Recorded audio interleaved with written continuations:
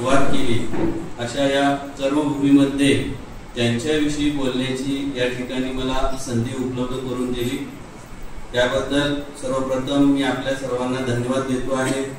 त्यामध्येच सर्वप्रथम म्हणजे संजूभाऊनी हा उपक्रम जो आयोजित केला खूप सुंदर आहे, मुलकाताईने ते राबवलं आणि कीर्तिभाऊंची सदैव पाठबळ यासाठी असते, त्यामुळं हा अशा प्रकारचा सुंदर उपक्रम या ठिकाणी संपन्न होतो आहे। खरोखरच खूप चांगला आणि एक स्तुत्य अशा प्रकारचा हा उपक्रम आहे आणि वेगवेगळ्या लेखकांना बोलवून, कारण विद्यार्थी आपण म्हणतो परंतु शिक्षक हा सदैव किंवा कोणीही मरेपर्यंत विद्यार्थीच असतो आणि जो विद्यार्थी मरेपर्यंत असतो त्याला त्याच्या जीवनामध्ये कशाचीही कोणाचीही आणि कोणतीही कमतरता भासत नाही।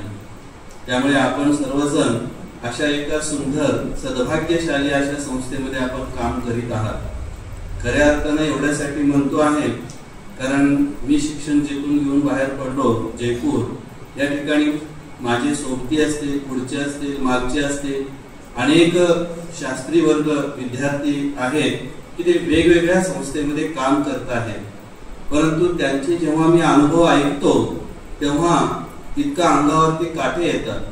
कारण आपल्या जैन संस्थेमध्ये, जैन संस्कृतीमध्ये, जैन परंपरेमध्ये राहून आपल्या सर्व जैन आचार आणि विचारांचं पालन आपण अशा या गुरुकुलामध्ये करू शकतो किंवा अशा या संस्थेमध्ये करू शकतो, परंतु बाहेर अनेक विद्यार्थी असे आहेत की ज्या ठिकाणी जैन म्हणल्यानंतर नाक मोरडलं जातं किंवा ज्यांच्या समोर खाण्यापिण्याचा देखील प्रश्न येतो किंवा त्यांच्यासोबत वागणं, बोलणं, चालणं देखील खूप अवघड होऊन बसतं। परंतु आमच्या देखील प्रशालेमध्ये आणि आपल्या इथं देखील अनेक महिला असते, पुरुष असते, सर्व जैन आचार विचार संस्कृती।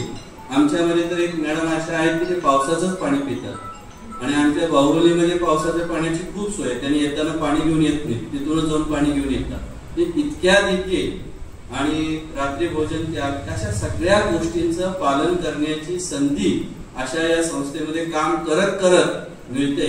त्यामुळे आपण सर्वजण खरोखर खूप खूप भाग्यशाली आहात, आपण पुण्यवंत आहात। त्याहून पुढची गोष्ट म्हणजे अशा प्रकारच्या चांगल्या आचार विचाराने संपन्न असणाऱ्या व्यक्तिमत्वांचे आपण आचार विचार आणि त्यांचे उच्चार आपण ऐकतो आहोत आणि ते जीवनामध्ये उतरवण्याचा प्रयत्न करतो आहोत, हे त्याहून पुढची गोष्ट आहे। खरोखर ही गोष्ट महत्वाची आहेच की ज्यांच्यामुळे आपल्या सर्वांचं घर चालतं, रोजची भाकरी भाजली जाते, पोटापाण्याची सोय ज्यांच्यामुळे जाते। विचार करा, आज जर कर्कुबाई किंवा एमबी आश्रम जर नसतं तर एवढे कुटुंब आपण गुण्या गोविंदाने आणि आनंदाने राहिलो असतो का? केवळ आपल्या इथला विचार करू नका, आमच्या बाहुबली विद्यापीठाचा मला विचार येतो।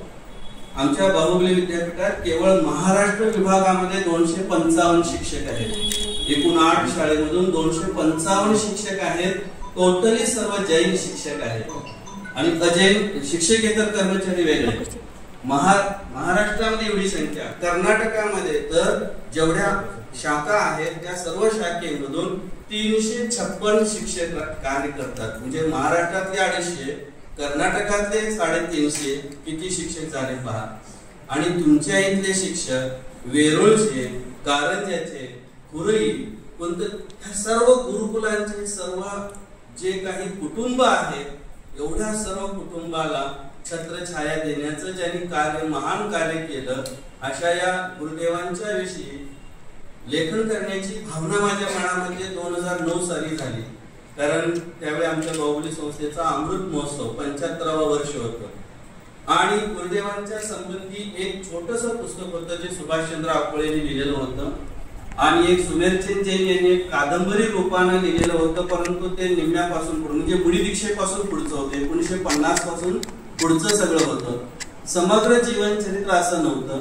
म्हणून विचार केला एक मुलांच्यासाठी पुस्तक लिहावं आणि पुस्तक लिहितच होतो इतक्यात राजाभाऊंचा मला फोन आला की गुरुदेवांनी एवढं चांगलं काम केलेलं आहे महाराजांनी आणि आपण त्यांचं जीवन चरित्र प्रकाशित केलं पाहिजे। मी त्यांना ते पुस्तक दिलं, नागपूरला ते टायपिंगला गेलं, पुन्हा जेव्हा वाचण्यासाठी आलं तेव्हा पुन्हा मला कीर्तनकर मासिकाचे संपादक श्रेणी करण्यात येते, त्यांना राजाभाऊनी ते पुस्तक दाखवलं.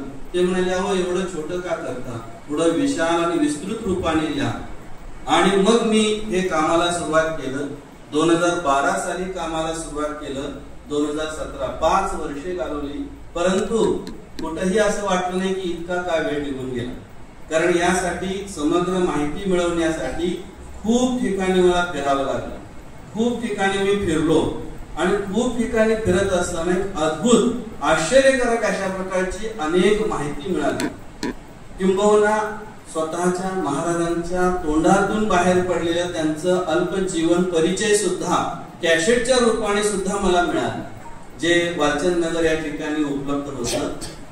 महाराज हे प्रसिद्धी परांगमुख होते. गुरुदेवांचा स्वभाव होता प्रसिद्धी अजिबात करायची नाही. त्यामुळं कुठलेही फोटो तुम्हाला त्यांचे मिळतील, सगळे फोटो त्यांचे उतार वयातले. त्यांच्या तरुणावस्थेमधला एकही फोटो मिळणार नाही तुम्हाला. उतार वयातले फोटो की जे त्यांना माहित नाहीत ते फोटो काढलेले आहेत, असे हे सगळे फोटो आहेत. वय वर्ष 85च्या पुढचे फोटो मिळतील, त्याच्या अगोदरचे मिळणार नाही फोटो. तर स्वतः त्यांनी सांगितलेलं की जे चुकवून इतरांनी चुकवून ते टेप रेकॉर्डिंग केलेलं जीवन चरित्र मिळालं. आणि इतर अनेक पुस्तक आहेत, ते संदर्भ ग्रंथ शेवटी जोडलेली आहे यादी. सगळ्यात महत्वाचं प्रथम साधन त्यांचं जे मिळालं ते म्हणजे त्यांच्या डायऱ्या. दैनंदिनी लिहिण्याची त्यांची जी एक सवय होती आणि त्यामुळे त्यांचं जीवन चरित्र, ब्रह्मचर्य अवस्थेतली त्यांची आत्मसाधना, व्रताचरण जे असेल, क्षुल्लक अवस्थेमध्ये त्यांची जी साधना आहे ते त्यांच्या दैनंदिनीतून मिळालेली आहे. खरोखर त्यांच्या या जीवन चरित्रातून जर काय पाहायचं असेल तर आपण हे पाहू शकता की वेळेचा सदुपयोग कसा करावा. पहाटे 4ला किंवा 3ला किंवा 5ला उठल्यानंतर झोपेपर्यंत ही त्यांची जी दिनचर्या आहे, केवळ सकाळी 4 वाजता उठून हे करणे, 5 वाजता हे करणे, 7 वाजता हे करणे असं जरी असलं तरी शेवटी आणि पुन्हा गोळा बेरीज की दिवसभरातला स्वाध्यायासाठी वेळ किती गेला, वर्तमानपत्र वाचण्यासाठी किती वेळ गेला, वायफळ वेळ किती गेला आणि एकूण 24 तास. अशा प्रकारचं गणित हे आपल्याला कुठेही मिळणार नाही.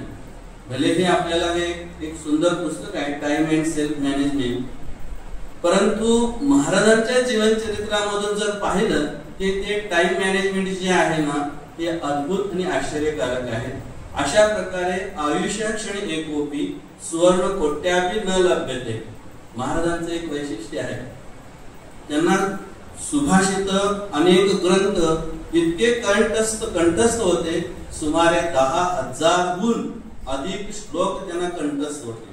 अहो छत्र चूडामणी ग्रंथ ज्याच्यामध्ये 756 श्लोक आहेत ते सरळ म्हणत होते आणि पाठीमागून सुद्धा म्हणत होते. म्हणजे अशा प्रकारे पाठांतराची स्मरणशक्ती वयाच्या 98व्या वर्षापर्यंत त्यांच्याकडे होती. या स्मरणशक्ती हा एकमेव त्यांच्याकडे अद्भुत अशा प्रकारचा गुण होता. वयाच्या 98व्या वर्षापर्यंत ते योगासन करत होते, प्राणायाम करायचे, आयुर्वेदाचा उपचार करायचे. ह्या सगळ्या गोष्टी आपण सर्वांनी यामध्ये सगळं काही वाचलेलं आहे. परंतु आणि सुरुवातीला पुस्तक समीक्षण करताना सुद्धा खूप सुंदर रीतीने त्यांनी समीक्षण केलं आणि अभ्यास करतानाची होणारी तुमची तारांबळ सुद्धा खूप ऐकली, खूप छान मनाला बरं वाटलं. परंतु एकंदरीत आपण सर्वांनी जे काही प्रयत्न केले खूप सुंदर आहे. आता मी या विषयामधून ह्या विषयाकडे वळतो की महाराजांच्या जीवन चरित्रातून आपण काय घ्यायचं आहे आणि आपल्याला काय संबंध आहे त्याचा. म्हणून या पुस्तकाचे 3 अध्याय केलेले आहेत. पहिल्या अध्यायामध्ये त्यांचं जीवन चरित्र आहे, दुसऱ्या अध्यायामध्ये त्यांचं दैवतुल्य व्यक्तिमत्वाचं वर्णन आहे आणि तिसऱ्या अध्यायामध्ये त्यांचं कर्तृत्वाचं वर्णन आहे. तर त्यांचं जीवन चरित्र हे आपण सर्वांनी पाहिलेलंच आहे, आता सुद्धा आपण ऐकलेलंच आहे. एकूण 98 वर्ष त्यांचं जीवन होतं. 1918 कारंजा या ठिकाणी पहिलं गुरुकुल आणि 1988ला त्यांची समाधी. हे 70 वर्ष म्हणजे एक अत्यंत अद्भुत अशा प्रकारचं समंतबद्ध युग आहे. या कालखंडामध्ये त्यांनी अनेक ठिकाणी गुरुकुल सुरू केली. त्यामध्ये आपल्या सर्वांना माहित आहे 18चं कारंजा, 33चं कंकुबाई श्राविकाश्रम, 1934ला बाहुबलीचं गुरुकुल, 1939ला स्तवनदी गुरुकुल, 1944 ला रुईचं गुरुकुल हे 1944 ला आहे आणि त्याचबरोबर काकल हे दोन्ही एकाच वर्षी सुरू झालेले गुरुकुल आहेत. त्याच्यानंतर आहे बागेवाडीचं गुरुकुल 1972चं आहे. तेरगावचं गुरुकुल त्याच्या अगोदर 1969चं आहे. 1972 ला कुंतलगिरी या ठिकाणी समोशरण मंदिराची प्रतिष्ठा होती. गेल्या 14 वर्षापासून बंद असणारे ते गुरुकुल पुनर्जीवित केले. सोलापूरचं गुरुकुल हे 1940 ला सुरू केलं होतं आणि माणिकचंदजी पिशेकर गुरुजी त्यावेळी नुकते MA करत होते. MA चं शिक्षण अर्धवट सोडून त्यांनी त्या गुरुकुलाची जबाबदारी स्वीकारली. कारण महाराजांचं मत असं होतं, गुरुकुल काढायला येणाऱ्यांची संख्या त्यावेळी बाहुबलीकडे अशी रांग लागायची, गावागावातनं शाळा सुरू करा असं रांग लागायची. पण महाराज म्हणायचे मला शाळा नाही सुरू करायचे, मला संस्कारयुक्त नैतिक आध्यात्मिक धार्मिक मूल्य शिक्षण देणारे गुरुकुल सुरू करायचे आहेत. त्यासाठी सर्वप्रथम मला कार्यकर्ता द्या, मग गुरुकुलाचा विचार करू. कारण अनेक गुरुकुल जे आहेत, निमशिरगाव असतील, दशपंत असेल है ना, देऊळगाव राजा असेल, सैनिक टाकळी असेल, वसगडे असेल, कुंभोज असेल, असे अनेक गुरुकुल आहेत की जे 16-17 गुरुकुल काळाच्या ओघामध्ये सगळे बंद झाले. का? कार्यकर्ता नसेल तर गुरुकुल चालत नाही. त्यामुळे कार्यकर्ता समर्पक आणि अत्यंत व्यवस्थित प्रामाणिक असावा तरच गुरुकुल चालतं किंवा कुठलीही संस्था चालते. हा महाराजांच्या इतिहासातून समजून घेण्याचा मुद्दा आहे. जोपर्यंत समर्पणाची भावना असत नाही, जोपर्यंत निस्वार्थ निरपेक्ष वृत्तीनं कार्य करण्याची वृत्ती तळमळ जोपर्यंत असत नाही, तोपर्यंत कोणतीही संस्था उभी राहत नाही, ती व्यवस्थित चालत नाही. म्हणून आपल्याला अशा प्रकारचे कार्यकर्ते आपल्या पुढे तयार झाले पाहिजेत की जे निस्वार्थ निरपेक्ष वृत्तीनं कार्य करतील. अशा अनेक गुरुकुलांचा अभ्यास करताना लक्षात येईल की महाराजांनी कुठलंही क्षेत्र सोडलं नाही की ज्या क्षेत्रामध्ये त्यांनी कार्य केलेलं नसेल. सर्व क्षेत्रामध्ये त्यांनी कार्य केलेलं, म्हणजे सामाजिक, शैक्षणिक, आध्यात्मिक, धार्मिक किंवा आरोग्य असेल किंवा पूजापाठ प्रशिक्षण शिबिर असतील, कार्यकर्ता प्रशिक्षण शिबिर असतील, सर्व प्रकारचं. 1955 ला त्यांनी दक्षिण भारतीय दिगंबर जैन महासभेची स्थापना केली. येथेही महासभेची स्थापना केली होती. बगेरवाल जैन समाजाची त्यांनी स्थापना करण्यासाठी प्रेरणा दिली. अनेक संस्था स्थापन करण्यासाठी त्यांनी प्रेरणा दिली. परंतु त्यातील 1955 ते 1975 ही 20 वर्ष जे आहेत ना, हा कालखंड म्हणजे गुरुदेवांच्या सामाजिक कार्याचा तो एक सुवर्ण युग आहे. कारण त्या काळामध्ये अद्भुत आश्चर्यकारक अशा प्रकारच्या कार्यकर्त्यांच्या माध्यमातून त्यांनी कामं केलेली आहेत. शैक्षणिक कामं तर झालीच, पण सामाजिक कामं, वीर सेवा दलाची स्थापना झाली. धनंजय गुंढे, वीराचार्य बाबासाहेब कुचनुरे की ज्यांचा आज 16 ऑगस्ट आज ज्यांची पुण्यतिथी साजरी मोठ्या प्रमाणात, इतक्या मोठ्या प्रमाणामध्ये कोल्हापूर सांगली जिल्ह्यात केली जाते की कल्पना करू शकत नाही. आज 16 ऑगस्टला त्यांची म्हणजे समाधी, आता 16 ऑगस्टला त्यांचं निधन झालेलं आहे. तर वीराचार्य बाबासाहेब कुचनुरे हे बाहुबली गुरुकुलाचे विद्यार्थी महाराजांच्या सानिध्यामध्ये राहून महाराजांच्याकडून त्यांनी ब्रह्मचर्य व्रत घेतलेलं आहे आणि त्यांनी अशा प्रकारे वीर सेवा दलाच्या माध्यमातून अनेक गावागावांमध्ये जेव्हा 20 शाखा होत्या तेव्हा महाराजांनी सांगितलं की किमान 108 शाखा झाल्याशिवाय तुम्ही माझ्याकडे येऊ नका. आणि धनंजय गुंडे, एनजे पाटील, बाबासाहेब कुचनुरे गावागावामध्ये फिरून जेव्हा 114 झाले तेव्हा पुन्हा आले. 500 गावं आहेत, 500 आपल्या कोल्हापूर सांगली जिल्ह्यात 500 गावं आहेत. प्रत्येक गावामध्ये वीर सेवा दल आणि पाठशाळा झाली पाहिजे. आणि त्यासाठी म्हणून 1972 ला जेव्हा जनगणना होणार होती तर आपली जैन समाजाची जनगणना करण्याचा एक अभूतपूर्व संकल्प साजरा केला. पण 72-73 ला दुष्काळाचा काळ आल्यामुळे ते 74 ला घडलं. 75 ला भगवान महावीरांचा सहस्राब्दी महोत्सव.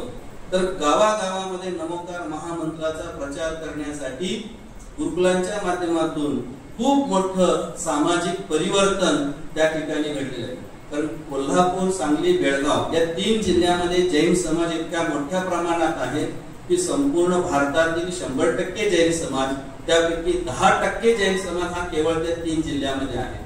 एवढ्या मोठ्या प्रमाणामध्ये जैन समाज, पण तो सर्व शेतकरी आहे, अडाणी आहे, अशिक्षित आहे, सुसंस्कारित नाही आहे.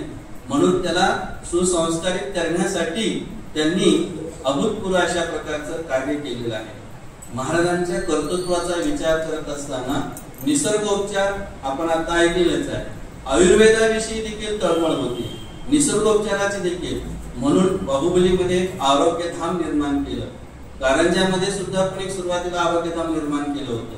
1927 ला तर कारंजामध्ये एक अतिशय सुंदर अशा प्रकारची औषधी बाग त्यांनी निर्माण केली होती, की जेणेकरून आपल्या गुरुकुलच्या मुलांना किंवा आपल्या समाजातील लोकांना औषधोपचार इथल्या इथंच व्हावं.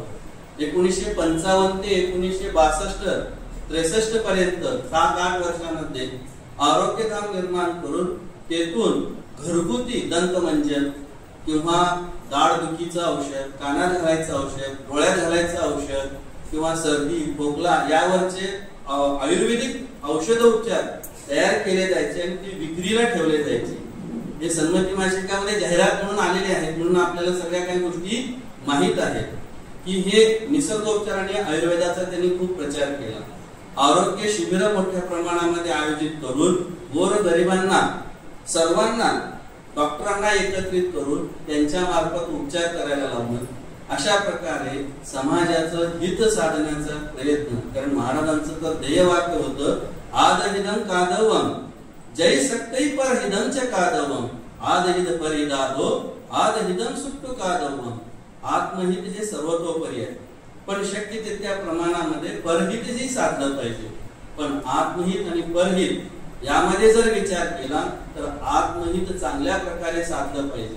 आणि म्हणूनच महाराज गुरुदेवश्री जेव्हा ब्रह्मचर्य अवस्थेमध्ये होते किंवा क्षुल्लक अवस्थेमध्ये होते, कुंतलगिरी हे त्यांचं आवडतं सिद्धक्षेत्र. त्या ठिकाणी वर्षातून एक वेळ तरी का होईना जाऊन 10 दिवस 9 दिवस मौन साधना करायची. 25 दिवसामध्ये 1,11,111 ऋषी मंत्राचे जाप्य त्यांनी केलेले आहेत. एकेका दिवसाला 8-8 हजार त्यांनी जाप्य केलेले आहेत. वेगवेगळ्या प्रकारच्या मंत्रांचा ते जाप्य करायचे आणि त्या मंत्रांची त्यांनी स्वतंत्र अशी डायरी पण केलेली आहे. ते पण त्याचा उल्लेख डायरीमध्ये मिळतो आहे.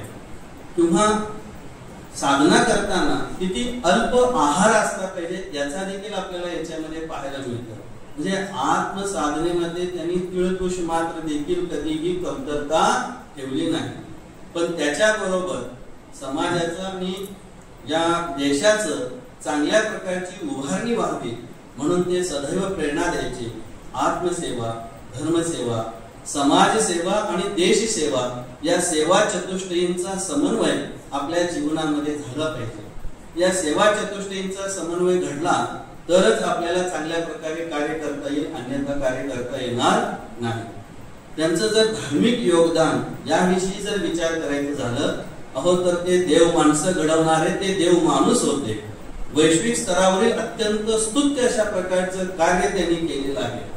आपण स्वतः आजीवन ब्रह्मचारी राहिलेच, पण आपल्या सोबत अनेक लोकांना ब्रह्मचारी सुद्धा त्यांनी बनवलं. त्यांच्या या गुरुकुलामधून अनेक ब्रह्मचारी निर्माण झाले. कारंजा गुरुकुलचे पहिले क्षुल्लक दीक्षा ज्यांनी घेतली ते बद्रबाहू, की ज्यांनी गोमटेश विद्यापीठाची बेळगावला स्थापना केली. अशा अनेक त्यागी, त्याचप्रमाणे आनंदी महाराज आहेत, महाबल महाराज आहेत. हे 2 नग्न दिगंबर मुनी आहेत. एकमेव आरिका दीक्षा 1955 साली त्यांनी दिली. सुप्रभावती सोलापूरच्या होत्या. यशोभद्र, गुणभद्र, वीरभद्र अशा अनेक क्षुल्लक मुनींना त्यांनी म्हणजे अनेक लोकांना त्यांनी क्षुल्लक दीक्षा सुद्धा दिलेली आहे. म्हणजे ते आचार्यांचे खऱ्या अर्थानं आचार्य होते. परंतु किती अद्भुत गोष्ट पहा, 1970 ला बाहुबली या ठिकाणी बाहुबली महामूर्तीचा जो द्वितीय महामस्तकाभिषेक समारंभ होता, त्या महामस्तकाभिषेक समारंभासाठी आचार्य देशभूषण इत्यादी अनेक याच्यामध्ये तुम्ही नावं पाहू शकता. एकूण 65 त्यागी त्या ठिकाणी उपस्थित होते.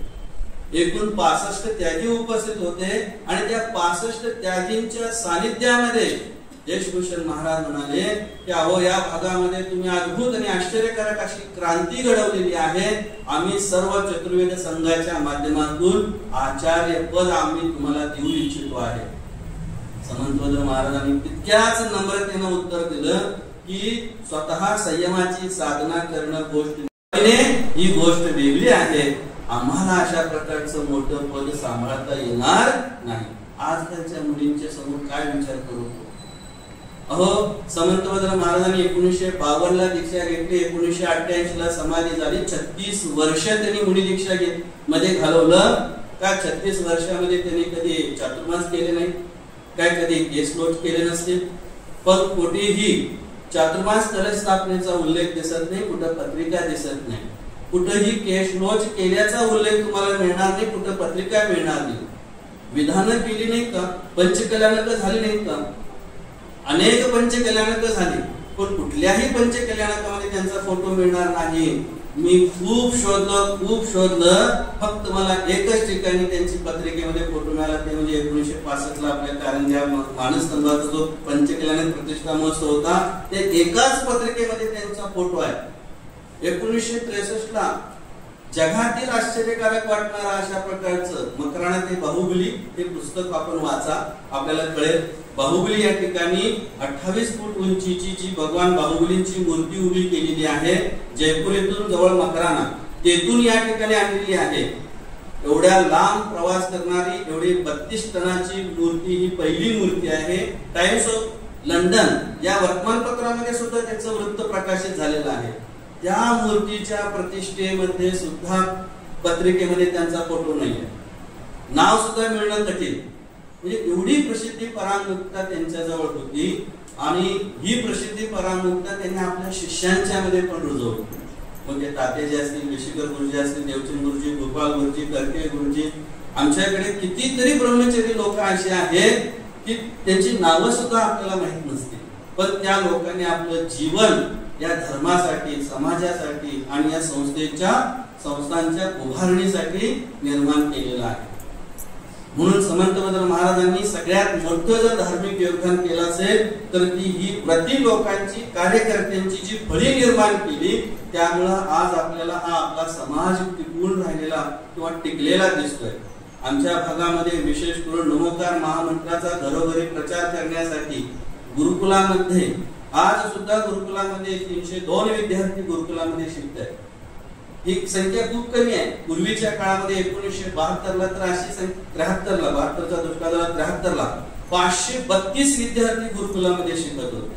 म्हणजे एवढ्या मोठ्या प्रमाणामध्ये या धार्मिक कार्य त्यांच्या हातून घडलेलं आहे.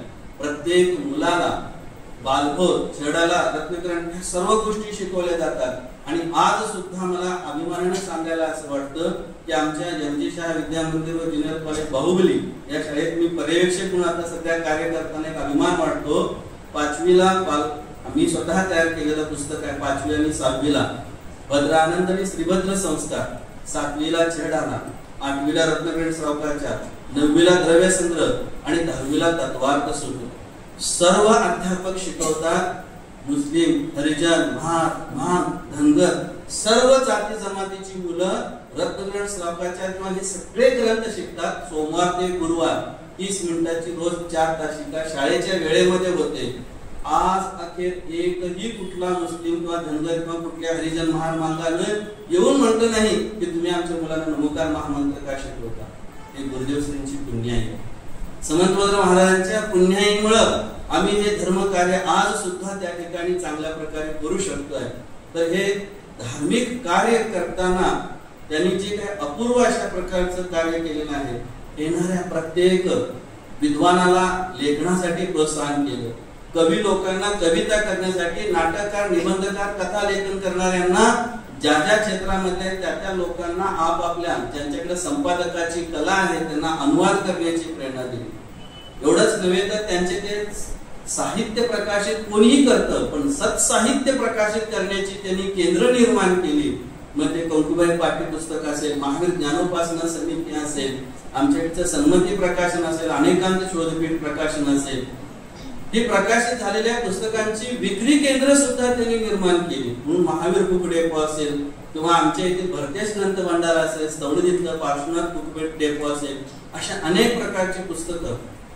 सगळ्यात महत्वाचं माध्यम म्हणजे काय की धर्माच्या प्रचार प्रसारासाठी मासिकाची सुरुवात त्यांनी 15 ऑगस्ट 1950 ला सन्मती हे मासिक ब्रह्मचारी माणिकचंद बिशीकर गुरुजींना कारकल या ठिकाणी जे गुरुकुल होतं कर्नाटक, दक्षिण कर्नाटक कारकल मध्ये आपण गेला तर जाऊन या भुजबली ब्रह्मचर्य आश्रम कारकल हे गुरुकुल खूप सुंदर आहे, खूप छान आहे, निसर्गरम्य वातावरण आहे.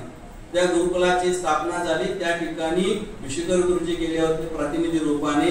नंतर ते गुरुकुल पाहण्यासाठी क्षुल्लक समंतभद्रजी आणि बिशीकर गुरुजी त्या प्रवासामध्ये म्हणाले, महात्मा गांधी एवढं देशाचं कार्य करत असताना 2-2 मासिक चालवतात, माझ्याकडे लेखन कला अवगत नाही आहे, नाहीतर मी आतापर्यंत कधीच केलं असतं, मी तुमच्यासारख्या कार्यकर्त्यावर मी अवलंबून राहिलो नसतो. हे वाक्य बिशीकर गुरुजींना खूप पोचलं आणि ते सोलापूर गुरुकुलामध्ये गुरुकुलाचं संचालक पदाचं कार्य करत असताना त्यांनी हे मासिक सुरू केलं. आणि या अशा प्रकारे या मासिकाच्या माध्यमातून आज अखेर 76 वर्षे झाले, 75 वर्षे पूर्ण झाले, 76व्या वर्षात नुकतंच पदार्पण केलं. तर या मासिकानं इतकं अद्भुत अशा प्रकारची क्रांती घडवली की या संपूर्ण जर जीवनचरित्राचा सारांश जर पाहायला गेला तर समंतभद्र महाराजांच्या वरती या मार्क आक्रंबे यांनी इंग्लिश मध्ये social and educational development of Samantabhadra Maharaj इंग्रजी शोध प्रबंध यांनी लिहिलेला आहे. कल्पना मुळावकर, अंबेजोगाई यांनी समंतभद्र महाराजांचा शैक्षणिक विचार हे पीएचडी केलेले आहेत. त्यांनी आपले कारंजाचे परंतु नांदेडमध्ये सध्या राहत असलेले पंकज खंडारे यांनी सुद्धा गुरुदेव समंतभद्र महाराजांची शिक्षण पद्धती एक ऐतिहासिक समीक्षण या विषयावरती त्यांनी पीएचडी केलेली आहे. त्याशिवाय 1950 ते 2000 या कालावधीमध्ये सन्मतीतून प्रकाशित कथांचं समीक्षात्मक अध्ययन या विषयाला अनुसरून प्रवीण आंबेकर म्हणून ते पीएचडी करत आहेत. ह्या कदाचित या वर्षात ते पूर्ण पण होईल. त्याशिवाय दीपक कुन्नुरे म्हणून शिवाजी युनिव्हर्सिटीमध्ये, कोल्हापूर शिवाजी युनिव्हर्सिटीमध्ये आहेत, ते सन्मती आणि जैनबोधक यावरती पीएचडी करत आहेत. अशा प्रकारे महाराजांच्या कार्यावरती संशोधन करणारे अनेक कार्यकर्ते निघून गेले. म्हणजे इतकं अद्भुत आणि आश्चर्यकारक त्यांनी कार्य केलेलं आहे. अशा प्रकारे शैक्षणिकाचा जर उल्लेख केला तर आता बाहुबली विद्यापीठाचा आहे, त्याच्या अंतर्गत अनेक शाखा आहेत, प्राथमिक, माध्यमिक, संपूर्ण सगळं जर गोळा केलं तर मी तुम्हाला सांगितलं 250 शिक्षक आणि 350 शिक्षक आहेत. तर मुलं किती आहेत? जवळजवळ 18,000 मुलं आहेत. आपल्या या सगळ्या संपूर्ण गुरुकुल परिवाराचं जर एकत्रीकरण केलं तर किमान 27,000 गुरुकुल माता गजाबेन यांच्या जीवनचरित्रामध्ये अभिनंदन ग्रंथामध्ये ते एकत्रित केलेलं आहे 2013चं. त्या काळी आकडा 25,000चा होता, आता तर 27,000च्या पुढे संख्या आहे. तर अशा प्रकारे समंतभद्र महाराजांचं हे कार्य अद्भुत आहे आणि त्यांचं कार्य पुढे घेऊन जाणं हे आमच्या तुमच्या सर्वांची जबाबदारी आहे. आम्ही त्यांच्या समान काहीच कार्य केलं नाही. आपण या पुस्तकातलं सुरुवातीचा भाग जीवन परिचय आणि 3रा अध्याय कार्य जे योगदान आहे ते जर सोडला तर मधला 2रा अध्याय जो आहे तो पाठीचा कणा आहे की ज्याच्यामध्ये समंतभद्र महाराजांचं एक अत्यंत व्यक्तिमत्व, सुंदर अशा प्रकारचं व्यक्तिमत्व त्यामध्ये लिहिण्याचा प्रयत्न केलेला आहे. मी कधी कधीही पुन्हा पुन्हा जर ते पान उघडून पाहतो किंवा त्यांचे निर्याण्याचं वर्णन पाहतो, अक्षरशः डोळ्यामध्ये पाणी आल्याशिवाय राहत नाही किंवा अंगावरती काठ्या उभारल्याशिवाय राहत नाही. कारण त्यांची समाधी झाली त्यावेळी मी 5वी 6वीला 2 वर्षे त्यांना दररोज पाहत होतो. मी 6वीला होतो त्यावेळी त्यांची समाधी झाली. त्यामुळे मला एक सद्भाग्य आहे की 5वी आणि 6वी 2 वर्षे मला त्यांना पाहता आलं. त्या व्यक्तिमत्वाचं जर सांगायचं झालं तर आपण पाहू शकता, वाचू शकता. आता ताईंनी उल्लेख पण केला, कारंजा गुरुकुल जेव्हा सुरू केलं, कोणत्याही गुरुकुल किंवा कोणतीही संस्था उभी करताना खूप अतोनात कष्ट सहन करावे लागतात. स्वतःचं साधं छोटंसं घर बांधायचं म्हणलं तरी माणसाला इच्छा होत नाही, घर बांधायचं तयारी होत नाही, तो पैसे देऊन रिकामा होतो. परंतु समंतभद्र महाराजांनी कारंजा असो, बाहुबली असो या गुरुकुलांच्या उभारणीमध्ये जे काही रक्ताचं पाणी केलेलं आहे ते जर आपण पाहिलं तर अक्षरशः आपल्याला आश्चर्य वाटेल. सुरुवातीच्या काळामध्ये आता त्यांनी सांगितलं ना की स्वयंपाक करण्यासाठी बाई नव्हती, तर स्वतः 5 महिने त्यांनी स्वयंपाक करून मुलांना खाऊ घातलेला आहे. गुरुकुलाच्या सुरुवातीला त्यांनी मुलांना चांगलं दूध, पौष्टिक अन्न मिळावं म्हणून गाई आणि म्हशी सुद्धा पाळल्या होत्या. स्वतः ते गाई म्हशींचं शेण काढत होते, स्वतः वैरण घालत होते. शेतातला कडबा आणायचं, कडबा कुट्टी करायचं, कडबा बांधायचं, झाडा लावायचे आहेत. तर आज मी 6 खड्डे काढण्याचा व्यायाम केला. म्हणजे झाडं लावण्याचा म्हणजे कोणत्या प्रकारचं व्यायाम असू शकतं याचा पण उल्लेख त्यांनी दैनंदिनीमध्ये केलेला आहे. स्वतः झाडं लावलेली आहेत, स्वतः कोणतंही कष्ट, व्यायामशाळा स्वतः बांधली. त्या व्यायामशाळेमध्ये लाल माती स्वतः पाठीनं आणून ओतलेलं आहे. त्याच्यामध्ये दूध मिसळून जे काही माती तयार करायची असते कुस्तीसाठी आवश्यक असत ते स्वतः त्यांनी मिसळलेलं आहे, स्वतः त्यांनी ते तयार केलेलं आहे. सुंदर अशा प्रकारची व्यायामशाळा त्यांनी निर्माण केली. सगळ्या गुरुकुलामध्ये, आमच्या बाहुबली गुरुकुलामध्ये 2 व्यायामशाळा होत्या. तर इतकं सुंदर त्यांनी कार्य केलेलं आहे. ब्रह्मचर्य असताना मी या संस्थेचा अधिष्ठाता आहे असं त्यांनी कधीही स्वतःला समजलं नाही. मी संचालक आहे, मी मालक आहे, मी चालक आहे, मी पालक आहे असंही त्यांनी कधी स्वतःला समजलं नाही. पण प्रत्येक विद्यार्थ्यामध्ये तन्मयतेनं, त्यांनी आत्मीयतेनं जीव ओतण्याचं काम केलं. म्हणून तर ही अनेक चैतन्य मूर्ती स्वतः घडलेली आहे. बाहुबली गुरुकुल अत्यंत निर्जन डोंगर. आज आपण वैभव पाहतो, पण पहाडावर जेव्हा गुरुकुल सुरू झालं त्यावेळी पहिल्या दिवशी 5 विद्यार्थी होते. कोणी तर म्हणलं असतं काय मी या 5 विद्यार्थ्यांना शिकू, एवढ्या लांब कारंजाला एवढं सुंदर गुरुकुल असताना मी सोडून यायचं इथं, कशाला जाऊया आपण इथून. देवकी नंदनची तर अजिबात तयार नव्हते. भला मोठा खूप विरोध करायचे. हेमचंदची वैद्य सोबत होते, तरी हेमचंदची वैद्य, तर त्यांनीही समजावून सांगितलं. पण देवकी नंदनजींची अजिबात तयारी नव्हती. कारण कारंजा गुरुकुल पोरकं ठरेल आणि त्याचा आभाळ होईल, ते चांगलं चालणार नाही हे त्यांना माहित होतं. पण तरी देखील वैयक्तिक बैठकीमध्ये खूप विरोध, पण सभेत बोलायला उभं राहिलं तर गुरुकुलांची आवश्यकता काय आहे इतकं सुंदर बोलायचे ते वाचस्पती होते, विद्या वाचस्पती. आणि त्यांच्या त्या वक्तव्यामुळं ते गुरुकुल सुरू झालंय असं म्हणायला काही हरकत नाही. पहा ना त्या काळी काय चर्चा. 4 वाजता डोंगरावरती सगळे एकत्रित जमले. 4 वाजता हे गुरुकुल या ठिकाणी सुरू करावं की नाही याची चर्चा सुरू झाली. किती वाजता मीटिंग संपली असेल? किती वाजता? पहाटेचे 3 वाजले. काहीही कोणीही न खाता पिता आणि तसंच बसले होते चर्चा. एवढी चर्चा काय झाली असेल? पण एवढं साधक बाधक चर्चा होऊन दुसऱ्या दिवशी गुरुकुलाची स्थापना झाली. आणि जेव्हा गुरुकुलाची स्थापना झाली त्यावेळी पहिल्या वर्षी केवळ 35 विद्यार्थी होते. दुसऱ्या वर्षी पावसाळ्याच्या दिवसामध्ये इतका पाऊस सुरू झाला, इतका पाऊस सुरू झाला की कल्पना करू शकत नाही. 8 ते 9 दिवस कुठेही बाहेर जाता येत नव्हतं. केवळ वरण आणि भात. महाराजांनी त्यावेळी क्षुल्लक असून सुद्धा स्वयंपाक करून मुलांना घातलं. एके दिवशी रात्रीच्या वेळेचा प्रसंग वर्णन आहे. त्याच्यामध्ये शुल्लिका आरिका पार्श्वमध्ये अम्मा सुद्धा सोबत होत्या. एखादी संस्था उभी करायची तर एखाद्या स्त्रीचा हात असावाच लागतो, जसं हिता आपल्याला माहिती आहे त्याच पद्धतीने. तर सायंकाळी 35 पैकी 31 मुलांना मलेरिया निमोनियाचा ताप आलेला होता. तर त्यांना सर्वांना औषध द्यायचं, त्यांच्या डोक्यावर पाण्याची पट्टी ठेवायची, एखाद्याचं अंग पुसून काढायचं आणि त्यासोबत ऋषी मंत्राचा जाप करत करत सर्वांना धैर्य द्यायचं. कारण की डोंगर आहे.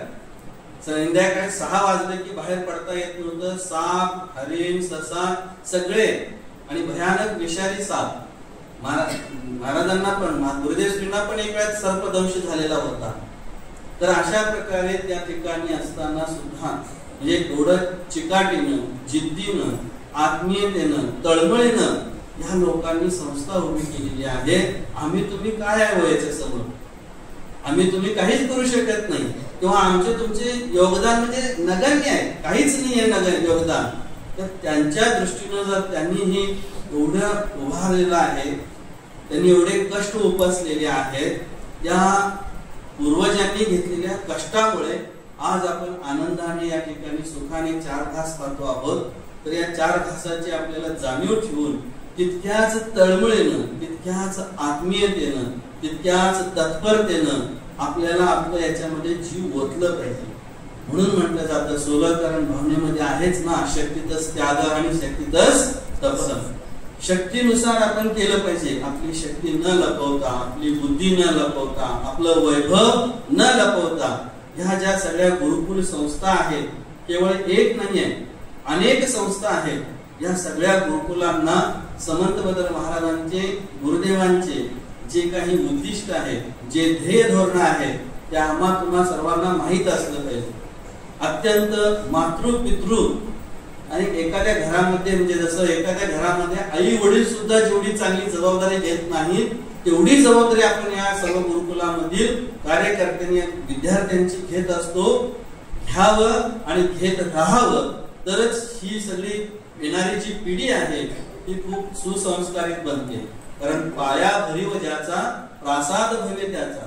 बालपणामध्ये हे जर संस्कार केले तर हे बालपणाचे संस्कार हेच निश्चित त्यांना उपयोगी पडतात. आणि आपण अशा प्रकारचे संस्कार करत असताना आपल्या मनावरही खूप संस्कार होतात. लाली देतन मै चली मै भी हो गई लाल. जे तुम्ही कोळशाच्या खाणीमध्ये गेला, रंगोळी म्हणजे होळीच्या गर्दीमध्ये गेला आणि स्वतःला रंग लागत नाही, स्वतः काळा होणार नाही, असं होत नसतं. त्याप्रमाणे जेव्हा जेव्हा आपण चांगले संस्कार करण्याचा प्रयत्न करू, आपल्या मनावर सुद्धा त्या पद्धतीने चांगले संस्कार होतात. म्हणून आपल्या मनातील जे काही क्रोध, मान, माया वगैरे जे काही ईर्ष्या, कषाय जे असतात, हे कषाय भाव आपण दूर ठेवून तितक्याच चांगल्या पद्धतीनं, नेटानं, पवित्र भावनेनं हे कार्य करत आहोत, ते आपण केलंच पाहिजे. त्यासाठी महाराजांचं जे पत्र पियुष आहे ते सुद्धा आपण आधार म्हणून घेऊ शकता की मुलांचं संगोपन, कार्यकर्त्यांचं संगोपन, संस्था चालकांचं कार्य, ह्या सगळ्या गोष्टींचं त्याच्यामध्ये चांगल्या गोष्टीचं वर्णन आहे ना, तसंच तिथं महाराजांनी कठोरतेनं पण लिहिलेलं आहे. महाराजांनी एक पत्र सुद्धा लिहिलेलं आहे की एखादा कार्यकर्ता, एखादा शिक्षक आपल्या किंवा एखादा गुरुकुलचा विद्यार्थी आपल्या ध्येय धोरणाला बाधा ठरत असेल, आपल्या उद्दिष्टामध्ये अडथळा आणत असेल, आपल्या उन्नतीमध्ये जर तो बाधक ठरत असेल, तर त्याला त्या महिन्याचा नव्हे आगाऊ 2 महिन्याचा पगार देऊन त्यांना कमी करायला काही हरकत नाही. परंतु आपल्या जैन संस्कृती, परंपरा, पद्धती किंवा मूळ जो आत्मा आहे, गाभा आहे या गुरुकुलांचा, अहिंसा, प्रेम, सत्य आणि या सर्वांना टिकवण्यासाठी त्यांनी जी तयार केलेली आहे पंचसूत्री, ती जी गुरुकुल पंचसूत्री आहे, शील, ज्ञान, प्रेम, सेवा आणि व्यवस्था. या गुरुकुल पंचसूत्रीमधील ते म्हणत आहे शील, ज्ञान आणि शील, ज्ञान आणि प्रेम हे आपलं अंतश्चर प्राण आहे, तर सेवा आणि व्यवस्था हे बहिश्चर प्राण आहे.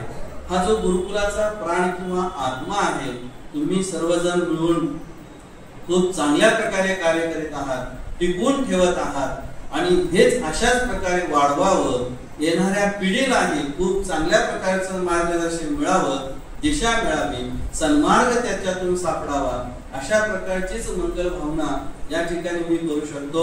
या परत्वे गुरुदेवांचं जीवन चरित्र लिहिण्याची जी मला काही भावना झाली, अनेक लोकांनी मला जी प्रेरणा दिली, त्यांच्याविषयी तर मी सदैव कृतज्ञ तर आहेच. पण तुम्ही सर्वांनी हे खूप चांगल्या प्रकारे, कारण परीक्षेच्या उपायानेच ते वाचून होऊ शकतं. वाचा म्हणलं तर कोणी वाचत नाही, पण परीक्षा घेणार आहे म्हणलं तर तुम्ही निश्चित चांगलं वाचू शकता. म्हणून त्यांनी तो उपाय मांडला आणि तुम्ही सगळ्यांनी ते खूप चांगल्या प्रकारे वाचलेलं आहे. ते आपण सर्वांनी आता आत्मसात करावं आणि आत्मसात करून ते इतरांच्या पर्यंत पेरण्याचा प्रयत्न करावा, अशा प्रकारची एक मंगल भावना व्यक्त करून मी या ठिकाणी आपली रजा घेतो आहे. थांबतो आहे. धन्यवाद. जय हिंद.